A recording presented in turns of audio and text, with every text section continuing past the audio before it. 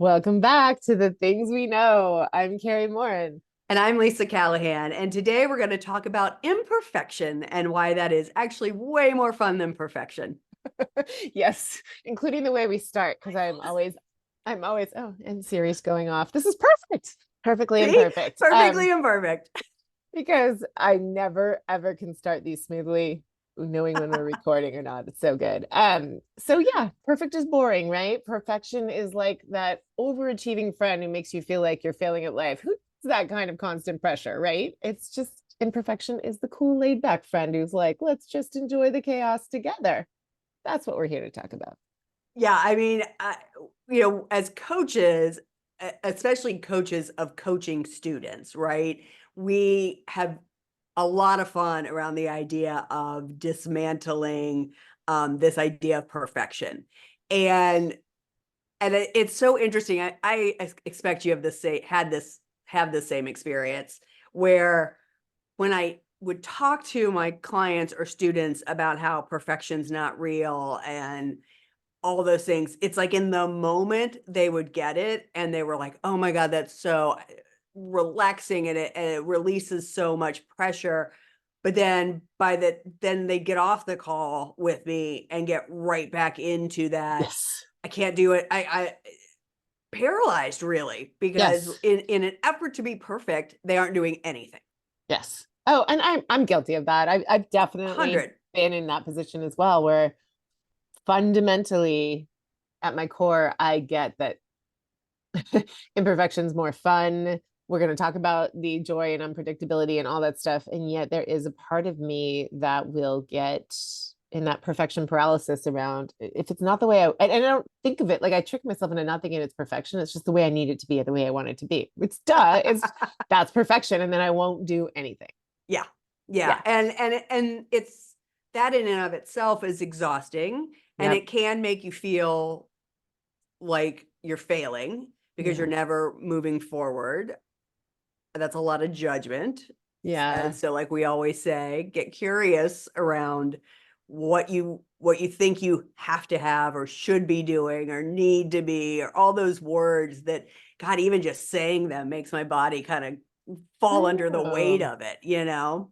Yeah, and I think this is why we wanted to do this episode because I think just starting the year, so many people have these like big visions for themselves and dare I say it, resolutions Ugh. and intentions and all these things. And I think holding yourself to this, like what should be, takes away from all the surprises and learning experiences. If you're so focused on what you want it to be, you're going to miss all the fun and unexpected joys along the way. So I'm not saying like, you know, just wake up and see what comes at you. Although, gosh, that would be cool. But Sounds pretty fun to me. I think it's good to have some ideas, like a framework of, this is what progress might look like for me. I'm also Mm. open to seeing what it could be, or you know what I mean. So there, I think that's what we want to talk about. Like, leave room for the surprises and the unpredictability. And the gifts. Mm-hmm. So you already said resolution, and based on how you said the word, I'm going to assume you don't make them. But did you ever make resolutions? Yes, I only said that because in the world of work that you and I are in, Right. people like really they really, you know, um make that a bad word. Like resolutions don't do that. And I think it could be whatever, whatever it is. Like people can start the year with goals and ideals and things they're going to focus on. I think that we've just seen that human nature is sometimes setting ourselves up for failure. When we're working on transformation, which we talked about a few weeks ago, one of the things that's going to make it really hard for you to get anywhere is if you give yourself a list of 10 things you're going to do tomorrow morning when you wake up. Yeah. So I think that's kind of where I put resolutions is people sometimes like come at you and they're at a party and they're sharing a New Year's Eve party. This is what I'm going to do, this, and this. And then they feel like crap when they don't do any of it the next day. Are you the person? Because I am. Then I'll go. I'm going to invite you not to do any of that. Yes. I'm Yeah. I'm the person you don't want to tell resolutions to. Totally. I'm going to invite you to pick one, is what I might say. Yes, yeah, me too. Yeah. Yeah, and I think, and there, again, back in the day, I used to know this quote a little, or this statistic a little bit better. I didn't think to pull it up today, but like there is a statistic around by the end of February, most people who have made resolutions have stopped working on them, Yeah. and it Yeah. is because it's like, it's this way or it's binary. A resolution is, I want to lose this much weight. I want to do this in my relationship. I want to do this in my work. And it's like that way or the highway versus holding, and we say this all the time, like holding that resolution, that goal lightly and letting it happen for you versus it's got to be this way, Right. Right. Yeah. Yeah. Yeah. I was thinking too, like I brought this up, I think, on a recent episode, so forgive me for repeating this, but in that show, comedians riding in cars with coffee or something like that, Yeah. getting Yes. coffee, riding in cars, Yeah. Kate McKinnon talked about like how she doesn't know what to do when things go the way they're supposed to, that there's nothing for her to work with as a comedian or as a person. Mm, Like she is socially thrown very off and very uncomfortable to be in any setting where things go according to plan. so That funny. was so awesome for me because it's true. And we talked about this, the best stories, the best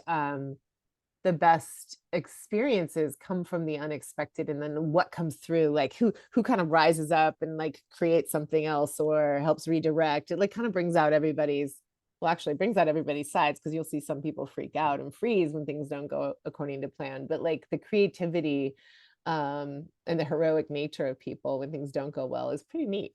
Yeah. No, I love that. Again, imperfection and sort of following on the same lines, like imperfection is like a plot twist, which we were actually going to call like our retreat at one point, like plot twist. Because Yeah.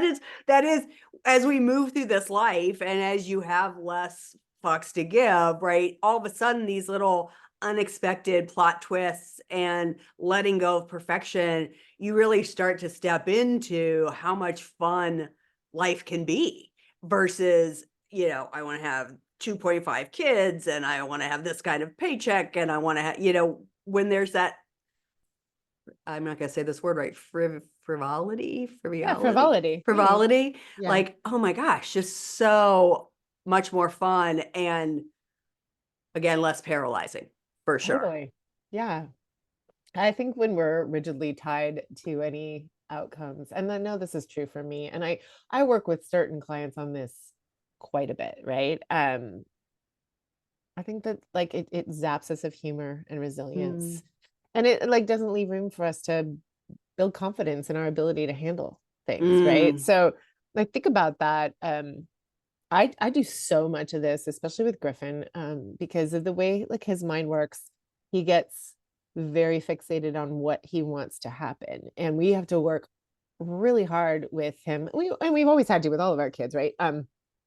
Okay, I hear that this is important to you. How, like, what will happen if that doesn't work out, right? Like, you're hoping to sing 3 karaoke songs. What if you only get to do one? What if it doesn't happen? mhm. Like, then what? And so it's like, how can you still have a good day? How can you still be the sky and not the weather, right? Like, how can you still be committed to having a good experience if nothing goes the way you expect it to, and he'll be like, well, I don't like surprises, right? Nobody does when they're expecting things to go a certain way. And yet, how could you? And so I think that that's true. Like I have to look back at myself with that too.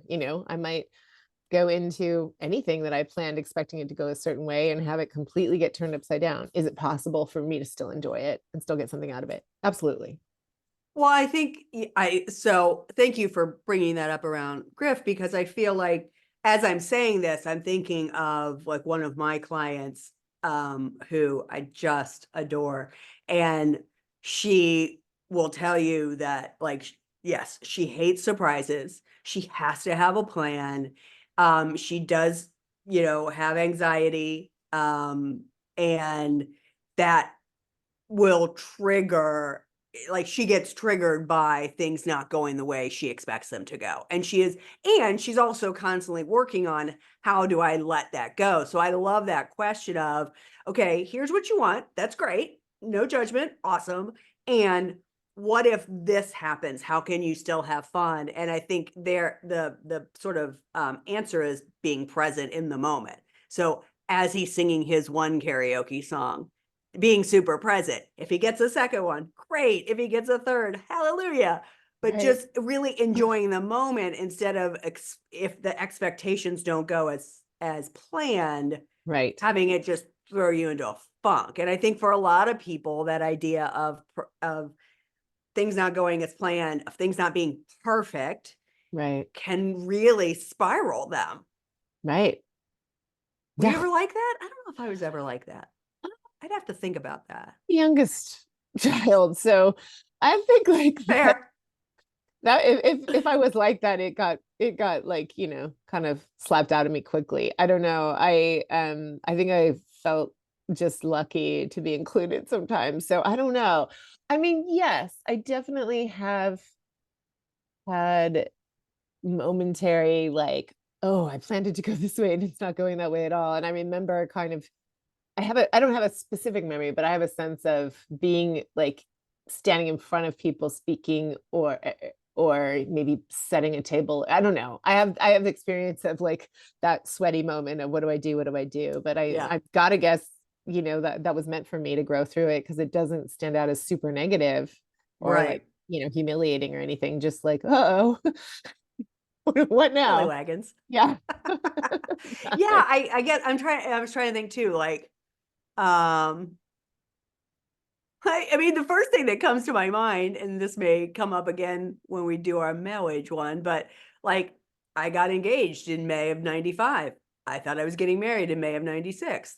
I got married in November of 97 because Darren and I broke up. So Oh, that's there you a go. pretty big, like, a Yeah. little sidetrack when I had to explain to everybody how we weren't getting married and all those things. I'm certain I was upset by that, but I don't think it, obviously I survived, and I Right. don't think it, um yeah, I don't think there was anything that then dampered the fact that we got married in November of 97. This is interesting. This is a great illustration of like what a less aware version of us considers perfect. A more Mhm. aware, more evolved version of us realizes isn't. Like the perfect thing was for you guys to go whatever go through whatever you needed to go through to get to that next date, right? Right. So like then we define like what's perfect. Is the lesson perfect or is the plan perfect, right? Is the experience and the Mm. growth perfect? Well, Or, I mean, I guess you then in know, that respect, you could argue everything happens perfectly. exactly It the way it's just supposed to. doesn't, but your plan may not go Right. perfectly, but everything happens as it should, as we all Mm, definitely know, or not we all, you and I. We yeah. definitely we live in that space of everything happens exactly as it should. What's interesting though, because we called this imperfection is way more fun, because what we want to focus on is like the creativity and the vulnerability that comes out with like that brings us to a more real place when we let things just fall apart and be what they're going to be. But that doesn't sound more fun, but it sounds like it happened the way it's supposed to. Well, no, it was not a fun time at all. And because I was just going through all of our photos, it was fascinating to see because I grouped everything by year. And so like there's all the telling everybody we were getting that we'd gotten engaged. There's all these pictures up until February of 96. And then that's when he actually moved out. And then there are Mm. no pictures until like November. And we must have started to, I don't really remember exactly the timeline, but we must have started like getting back together because then there's pictures again from there on out. But there's this dark hole, Yeah. no pictures. And so, I mean, I guess again, like I suppose I could, while it was not fun, I could have thrown up my hands and been like, well, he's not the one for me and blah blah blah and moved on my merry way. But even back then, I guess I had enough wherewithal to know like, okay, I just got to To roll we up have your to get sleeves. through this. Yeah, pretty much. We got to get through this and see what happens on the other side.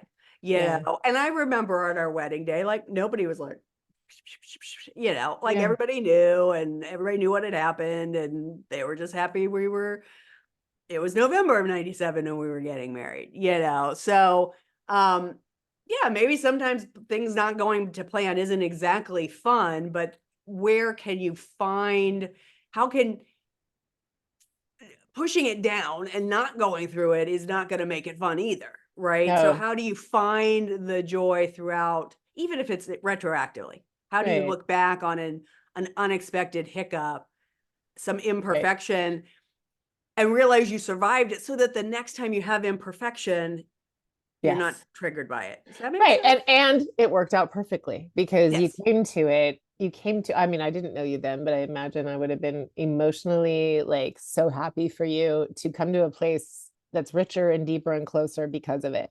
Yeah. So that is what I think working out perfectly actually looks like, right? Yeah.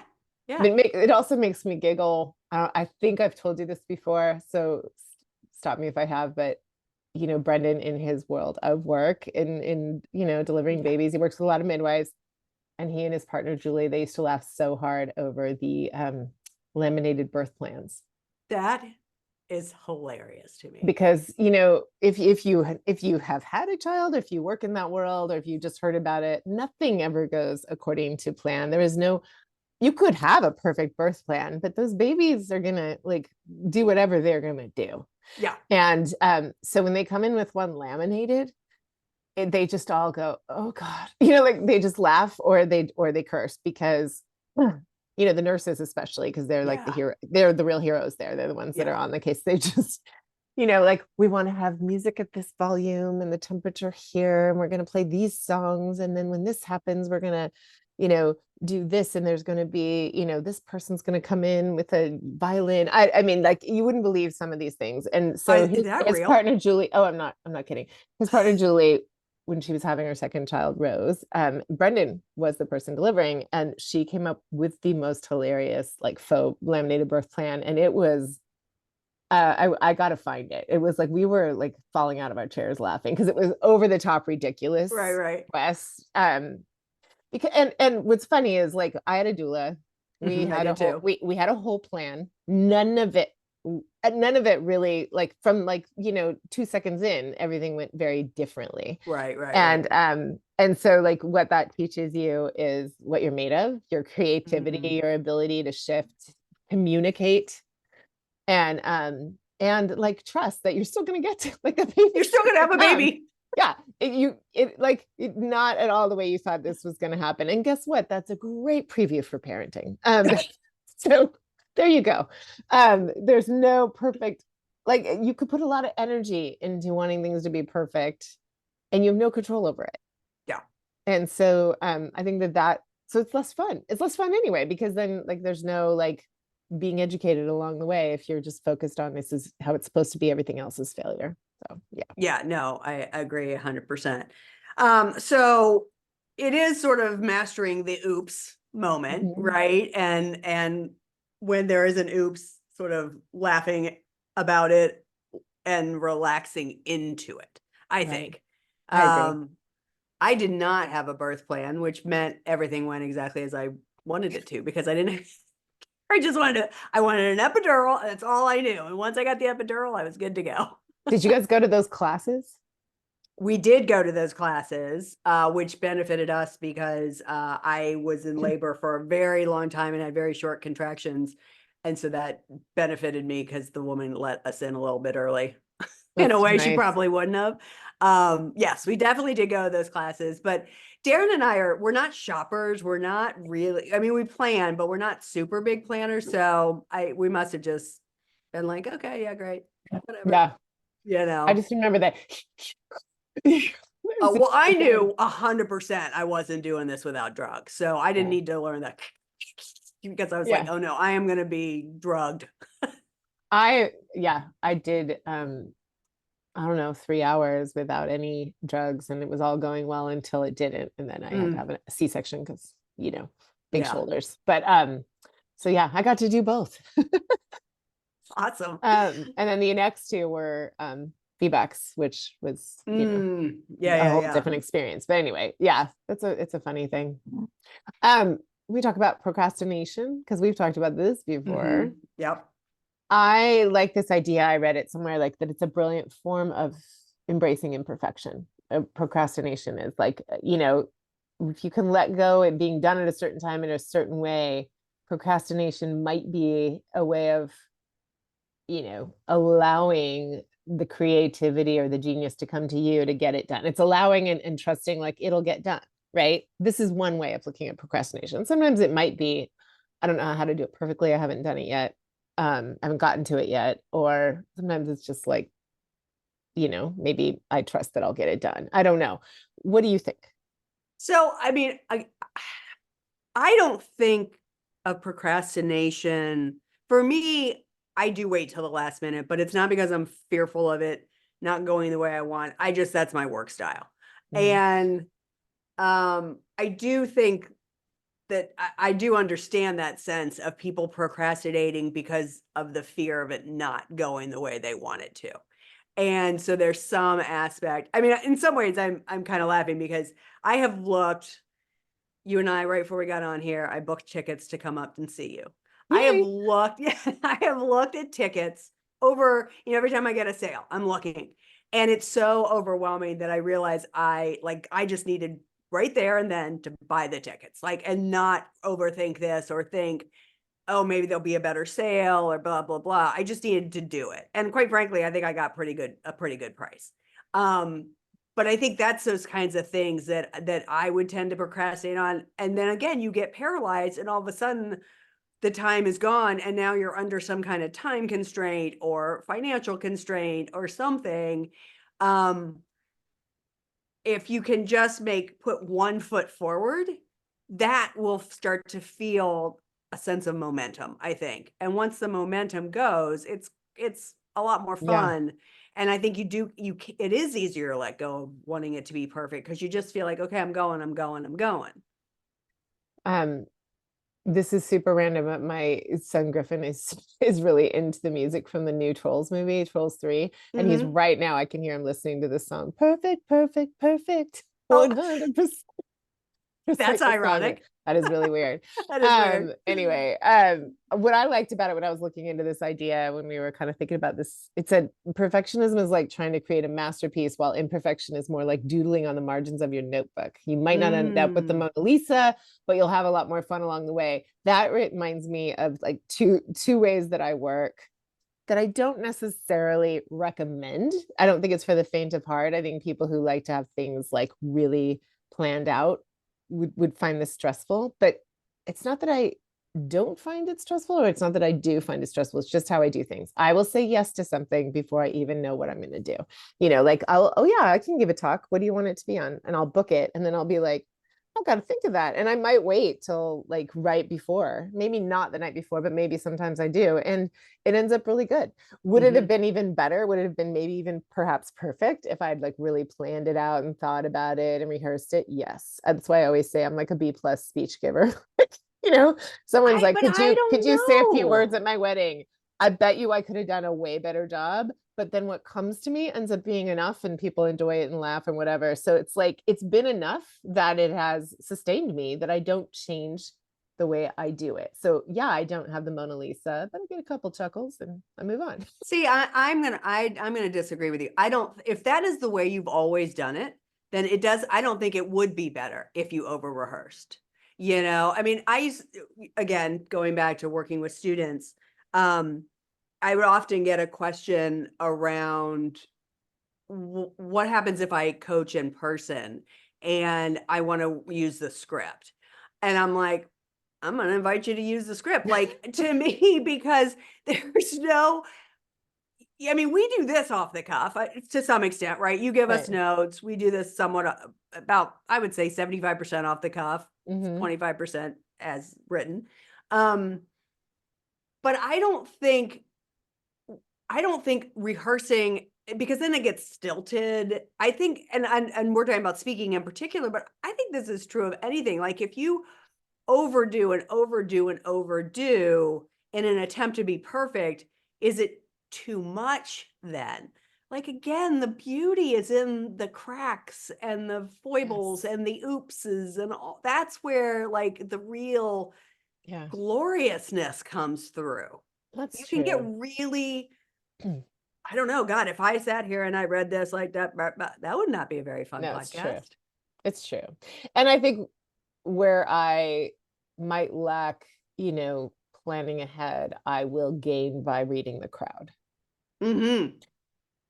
Yep. So yeah, maybe I have a little bit more faith in that. I'm not sure, but you're right. I mean, I think either way, I think in my mind, I'm pretty convinced if I just worked a little harder and actually spent more time, I could probably be better at it. But have I actually made the time to do that? I haven't. I Do haven't you think done as that you yet. enter into your 56th year next month that you will 50. Oh change? yeah, you're right. You'll Yes, be I your am. 56th year. You'll Yes, you're only be right. 55. You're right. You're right. You're right. Are you going to change anything? Like you keep telling yourself it could be better, but are you going to change anything? That could be a new stretch goal. Could be. Okay. Yeah, All we'll right. see. Stay Well, tuned. stay tuned. Yeah. I am not going to change anything. Straight Okay. up. All right. Good to know. You heard it Um, here. so let's talk about why is imperfection more fun. This is so funny. Again, now we're talking, I'm just going to read what Kari wrote because this has made me laugh. Perfect people are suspicious. I am gonna read this word for word because I think this is so funny. If you meet someone who seems to have it all together, you can't help but wonder what dark pact they made with the universe. Imperfect people, on the other hand, are like, yeah, life's a bit of a roller coaster. Want to join the ride? I Yeah, mean, I do. Yeah, yeah, I that do. seems way more fun. I say this a lot to entrepreneurs that you and I both have coached. I've said this to people we both coach. You'll know who I'm talking about probably. It's, if you want to put yourself out there as having this all figured out, and that's what you think people need to work with you, you are gonna hear crickets because 100%. nobody is going to feel like someone who's got this all figured out is going to relate to them and going to help them get from where they are now. They're not going to feel seen as the mess they feel like they are by someone who comes off perfect. No one wants a Um, perfect coach. no, they want a resourced coach. They want a coach who's been through stuff, who's doubted themselves and learned how to overcome it. They want a teacher that understands where they are. They want a doctor who at least understands the physical pain they're in, right? Like they want to invest in people who understand, if they haven't been through it, that they've learned quite a lot about and have compassion about it and awareness of. And perfection in that area doesn't convey that. It doesn't invite that, and it certainly doesn't look as fun. When I was a Weight Watch leader, I know because people told me, I knew it then. I didn't know how to be any way different, anyways. I mean, I was the leader that stood up the meeting after Christmas and was like, yep, I gained 7 pounds this week. Like there was every single one of my members knew that I ran program about 70% of the time. I was still drinking. I was still eating milk duds. I was still doing all the things. Did it take me longer than most people to lose 25 pounds? Yeah. Did I keep it off? Yeah, because I figured out how to do this sustainably. When you try to, and I knew people that ran a perfect program. I will never forget the woman that lost 100 pounds and never in that time gained any weight. And I couldn't say it to her, but I was like, oh, that's so bad. Because if you never gain in the process of losing, if you never make mistakes in the process of trying to be perfect, what do you learn? How do you make this sustainable? How is this repeatable? And so it was absolutely the reason I was as popular as a leader as I was, because I pulled no punches. Zippo. I love Shocking, that. I know. I know. I Telling think you it, that's not like me. well, it is so much more inviting, right? If I go to Weight Mhm. Watchers and you're like, come over here, we aren't Cheers. perfect. We aren't perfect over here. I'm going to be like, yes, please. That's where I need to start. Mhm. Mhm. I think the second thing about that makes it more fun is I think that there's comfort in the chaos. And I think I've shared this before. And if I haven't, I will now, which is my mom. I used to kind of really try, because I wrote here, it's like perfection is like trying to keep your house spotless with 3 kids and some pets. It's an admirable goal, but it's like ridiculous kind of stress. Yeah. Um, Embracing the chaos, knowing that, mess is just a sign of living, right? Is such a better way to be. I still have to shake some of this from me. Like if my son's like, my girlfriend's coming over, I'm like, oh, let's pick this up. Let's pick this. It's like Yeah, I yeah, still yeah. do a bit of that. Yeah. That's kind of ingrained in me. But I remember my mom at some point saying to me, watching me like just constantly trying to be on it. 3 little kids, 4.5 and under. She's like, do you want them to remember a clean house or a fun mom? And I was like, both. But like it was a great point. She's like, what do you remember about your childhood? And I was like, Mm. do you remember if it was messy or clean? I'm like, I have no clue. No clue. I don't, it doesn't even matter, but you did teach me to keep things clean. And that was a little bit more about my dad being a pilot and being out of town and liking things a certain way. So like we'd be kind of a little looser while he was gone and he'd come back and we kind of tidy it all up. But we would But see, do what's things so more by the book. funny about that is what I remember about growing up is that my house was always spotless, Ah, right? I remember my mom cleaning the house all week, like every day she had a day to clean. And then my dad coming home and re-cleaning the house on the weekend. Now that probably had more to do, that had nothing to, that didn't speak to my mom's ability because my house was always spotless.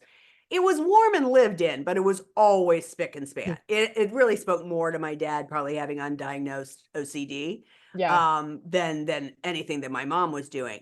But do I remember my mom getting down and playing with me? Absolutely not. Now, my mom was amazing and lovely, but no, I don't remember having a fun mom or dad really, but I remember a Yeah. clean house.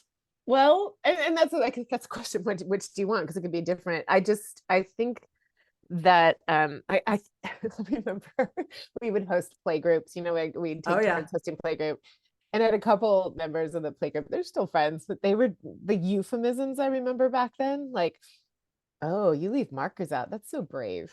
Yes. Like, or you're a Yes. fun mom. You have that kind of cereal. Or oh, Yeah. I just envy how you can leave dishes in the sink. Like that kind of shit. I can't Okay, believe we're still that friends. was accomplice assault. That It last one totally was was. accomplice assault. I can't believe I'm still friends with some of them. No, they're all awesome, but like it was such a more reflection of them. But at the time, you feel kind of like, ugh.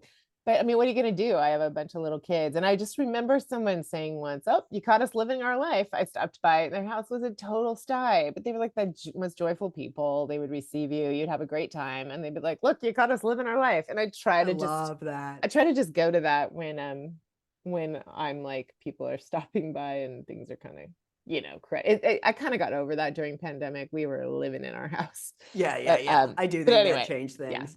Although I still think you leave markers out. That's brave is funny. I know. That didn't It's feel like brave. accomplice assault. It That is, was it all was. three Oh, comments were accomplice all. It was like they would not do that. So oh funny. my God, that's so funny.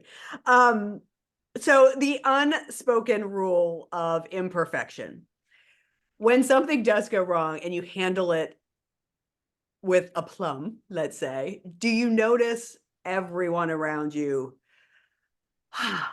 releasing? Because, I do think there's something, I mean, you've been to my house. We keep a very tidy house. I don't know how You clean do. it is all the time, but I like things a certain way. And we just happen to have a house that allows for it to look probably cleaner than it is with the big floor to Windows. ceiling windows and Yeah. all that kind of stuff. But I don't want to walk into a house. I know we keep talking about housekeeping, but I think of this in general. I don't want to go anywhere. Everything feels like it's planned to the nth degree, that the house is so neat it should just be in a home and gardens. There Yeah. is, because for me, not even the homeowner, like I feel like, oh, am I gonna spill anything? Oh, am I gonna step on? Like I'm not a fan of having to take your shoes off when you go in a house. I understand it, but still not a fan. That kind of stuff. Like I want to feel like I walk in and I can Yeah. relax wherever I'm at. Yeah. Party, event, like, you and I have been at a ton of events and it looks like it's coming off without a hitch, but you and I are in the back behind the curtain going, ah, everything's Well, yes. crazy. Yeah. Well, I But mean, I to also your think that have that energy makes it the people that are involved feel yeah. that like excitement. Well, what I like about it is I do like the relief that comes when something goes wrong because then everyone can just relax. Okay. Yeah. Like the thing we were fearing happened and we're fine. Yeah, yeah, yeah. Also, that's when my favorite thing happens, which is humor. You get to Yeah. see too, and even the most rigid people, just by, social norms are forced into at that point, and then we can like sort of move through it, like a glass breaking, right? Like, oh, no, that's, it's not a party till someone spills. Right. I do love that collective agreement that everybody just can sort of relax, um, because imperfection just means we're all human. Let's enjoy Right. ourselves. So I do like that. I think it's like a good course corrector. Oh, absolutely. Just the I think you're right. It's a sigh of relief. Yeah. That exhale, the word is what I'm looking for. Yeah. Um, the other thing I wrote here is dance like no one is watching because they're not. I like this because it just reminds me of how, and I saw this in my kids, so I had to work on it with myself, how I hated trying new things, like looking really stupid at it when I was growing up, which, as you start to like learn and listen and talk to people, everybody has that fear. I think Brene Brown calls it FFT's first fucking time. Like you go to, I don't know, like play a sport or try a new exercise class or dance or something, and you feel like I look stupid, but nobody's watching. And like that is, again, you're not going to have fun if you think there's a perfect way of doing something. And like people absolutely love and are drawn to people who are just doing whatever it is they're doing and enjoying it. So I love that reminder that like just, let your freak flag fly. I can't say it. Let your freak flag fly and enjoy it. Yeah, for sure. Um,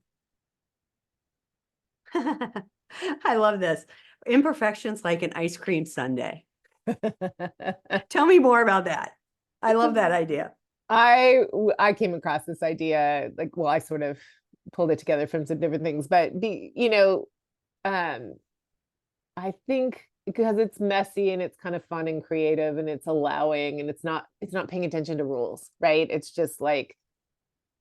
like shoot, have it if you want it, right? Mm, There wasn't, maybe you didn't plan for it. So, I think like we said there, perfection is like eating plain rice cakes because they're low in calories. Like that's the yeah. plan. Imperfection is like, what do you feel like? Mm, What would be the opposite of that, right? The thing that you want. So I just was joking. Double fudge, whipped cream, sprinkles, and cherry on top. Maybe not the perfect plan, but it's fun. And maybe you deserved it, or maybe you desired it. Maybe you're allowing for it. Yeah. I think allowing is the word, right? Yeah. Like we're not saying go at life willy-nilly, right? We're not, there has to be some structure. There has to be um some sense of the way to get to what you desire, what your goals are. But if within that construct you allow, that's when the most unexpected things happen that, quite frankly, could get you faster to your goal, could make the experience even more perfect, right? And so, yes, and since you brought up ice cream sundaes and rice cakes, again, I'm going to have to make reference to Weight Watchers, but that's why I was always so I was so willing to share that I would, we had as it still does, points, right? And you had a certain amount of points a day. And so I can remember coming into a meeting and being like, I was 98 points over this year or this week. And the whole group would like, I'm fine. And I got to have this and I got to have this and I got to enjoy this. And I didn't worry about anything. And it was just a much more sustainable way of living.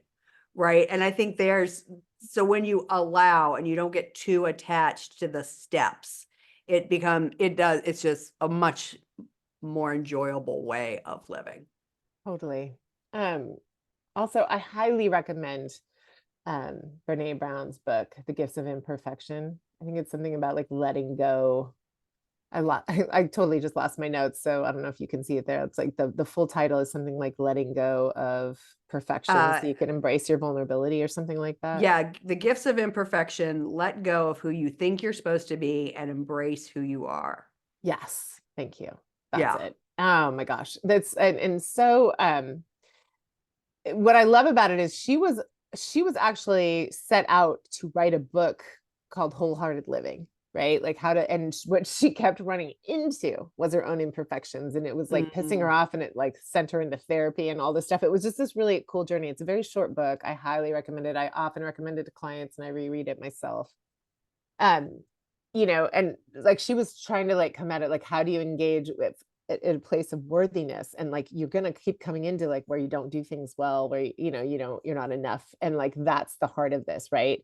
getting vulnerable and accepting yourself exactly where you are is how to embrace imperfection and really see that as like, perfectly who you're supposed to be.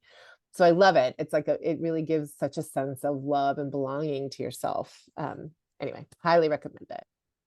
And again, that is, to me, going with the flow.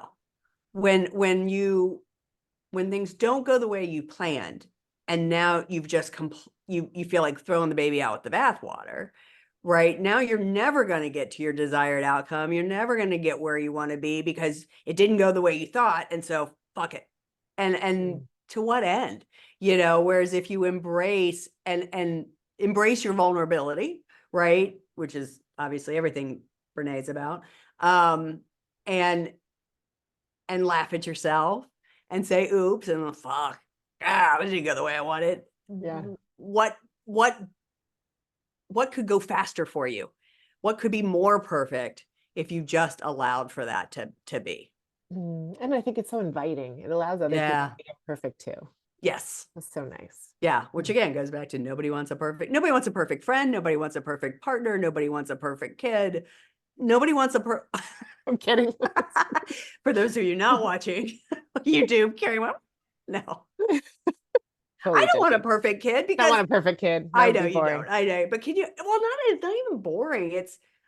To me, the word perfect on some level fills me with anxiety. Like Right, it because it's like, fills me with what stress. are you afraid of? Yes. What I immediately have learned to know. It's like, Yeah. oh, what are you afraid of? Like, what are you holding together? And that wants to fall apart so like the real stuff can be. And we've talked about this before. Like you're meant to quote unquote fail at who you're supposed to be so you can become who you are. And if you're like, projecting perfection, it's like you're holding together who you're supposed to be. You're not letting the real you emerge. Yeah, that makes it a little bit sad, actually. Perfectionism sounds sad to me now. Well, I do think there are some rare people who like can can find some ease being impressive, but I think if you look closely, nobody's perfect. I mean, I don't think being perfect is impressive, right? I mean, that's, yeah. No, yeah. I think for a show to go off flawlessly took a lot of work, and you still don't see the things that were going on behind the scenes, but you might think it's perfect, right? Right. Right. Yeah. I mean, I was actually thinking about that with cabaret. Like, there were nights where on stage, with Charlotte being in cabaret, where everything went by the book, right? Like everything seemed to go well. And then I talked to her afterwards and she was like, oh, backstage, we were all like, oh, this is horrible. And then there was one night where things didn't go great. And it was all like, okay, well, at least you got that over with, and it still wasn't bad, but there were definitely, for somebody who saw every show, like there was a weakest show for sure. Yeah. And then the next night, Charlotte even said, she's like, because last night went so bad, like tonight we're going to knock it out of the park. And they fucking did. That's the one you got to see, Yeah. So I think there's also some motivation when things kind of fall apart to kind of reassess and come back even stronger, Yeah. Yeah. If you have the opportunity to redo whatever it is, that imperfection was your gift. Yeah. Because Yeah. 100%. I love that. So I guess move into the song. Oh, yeah. I love this. So you picked this, but if you don't mind, I would like to read it. Please. Yeah. Okay, so you picked Fucking Perfect by Pink. Can never go wrong with Pink. So the lyrics are so complicated. Look how we all make it, filled with so much hatred, such a tired game. It's enough. I've done all I could think of. Chased down all my demons. I've seen you do the same. Pretty, pretty please, don't you ever, ever feel like you're less than perfect. Pretty, pretty please, if you ever, ever feel like you're nothing, you're perfect to me. And I think that's a great way of ending it, right? Because everything is actually perfect. It just may not go as you perfectly planned it. And it's more fun that way. 100%. Can you imagine if we thought we wanted to do all of these episodes perfect? I mean, we would never get an episode We out. still wouldn't have one. We still wouldn't. 100%. That would be so bad. Oh my gosh. God. Well, that's it for this episode of The Things We Know. And just thanks for listening. Thanks for staying with us. We welcome you. We want to hear your thoughts about imperfection and your experiences with it. And we would love to hear from you. So if you aren't already receiving our weekly emails, that's an easy way to just reply to those and let us know. We read them, we respond to them. And you can find a link to that in our show notes to sign up for those if you're not getting them. They come out once a week. We don't spam. So Yeah, yeah. and they really do. They come straight from us, and so anything you reply back, we will answer. So please, please do that because that would be super fun in season 2 to have more what do I want to say? Not communication, but yeah, I'll say communication. See, can't think of the word, and I'm not going to worry about it. Woohoo. All right, everyone. Thanks for listening, and we'll be back next week. Bye. Bye.